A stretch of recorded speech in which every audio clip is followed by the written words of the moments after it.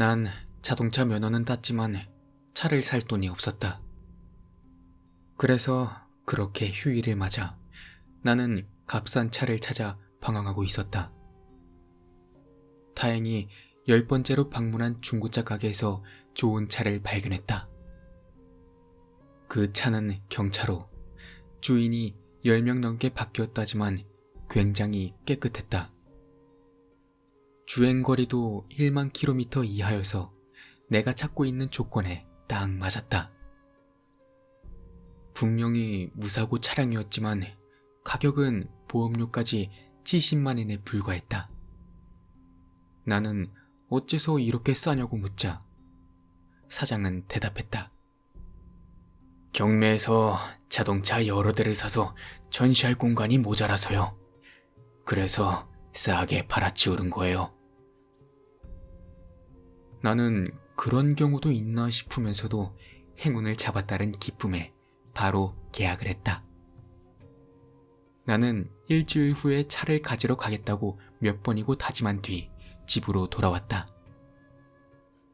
그런데 차를 가지러 가기 직전 갑자기 선배들이 2박 3일로 MT를 가야 한다고 권유했다. 어쩔 수 없이 나는 중고차 가게에 전화를 해서 차를 가져다 달라고 부탁했다. 하지만 어째서인지 바로 거부당했다. 나는 조금 화가 났지만 바빠서 그런 것이라는 생각에 3만 엔을 낼 테니 부디 차를 가져다 달라고 간곡히 부탁해서 겨우 승낙을 받았다. 묘하게 기분 나빠하고 있다는 것이 수화기 너머로도 느껴졌다.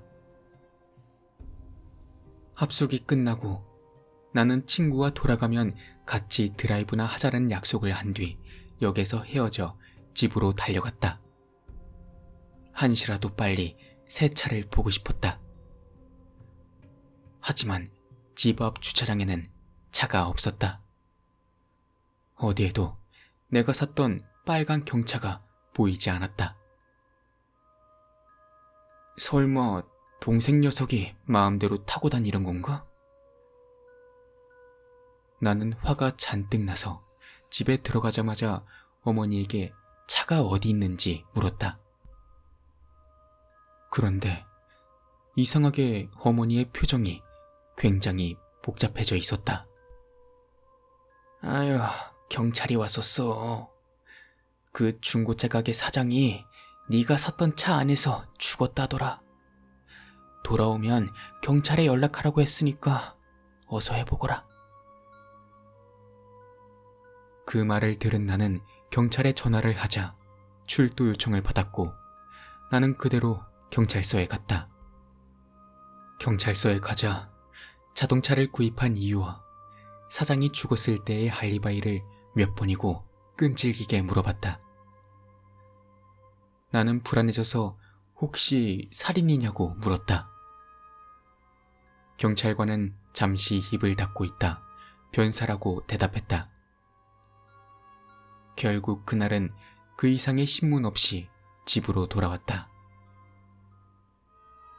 사람이 죽은 차를 타고 싶지는 않았기에 나는 중고차 가게에 연락해 계약을 해지하기로 했다. 가게에 도착하자 상복 차림의 여성이 있었다. 그녀는 내 이름을 듣더니 네가 라고 중얼거리며 원한이 서린 눈길로 나를 노려본 뒤 가게를 나갔다.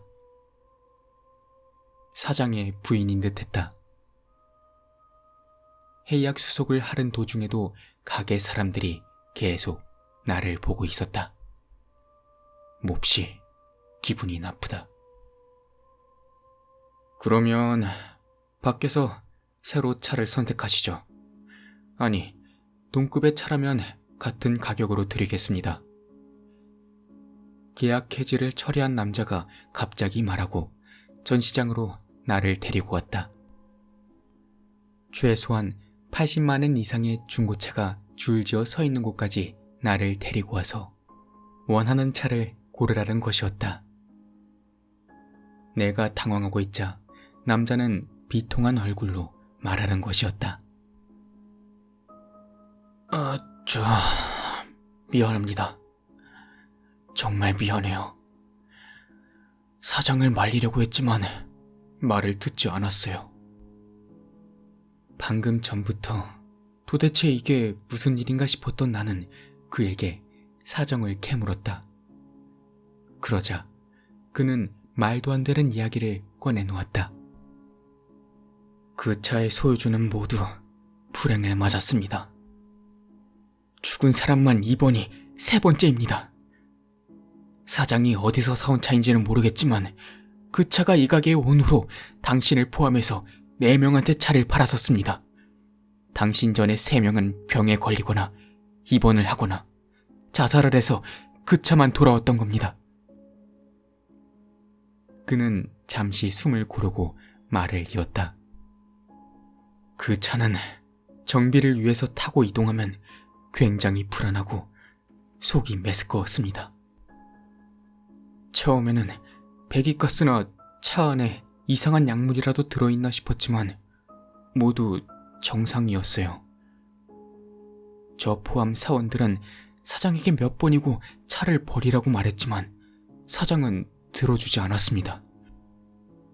이 불경기에 목이라도 잘리면 곤란하기 때문에 우리도 더 이상은 말할 수 없었어요. 남자의 얼굴은 어두웠다. 그 차는 폐차 수속이 끝났습니다. 경찰의 허가가 나오는 대로 우리가 보는 앞에서 폐차할 생각입니다. 사장이 죽어서야 겨우 차를 없애게 됐네요.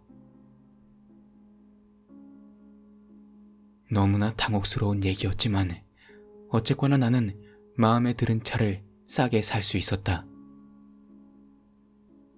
도대체 그 차에는 무슨 원한이 붙어 있었던 것일까?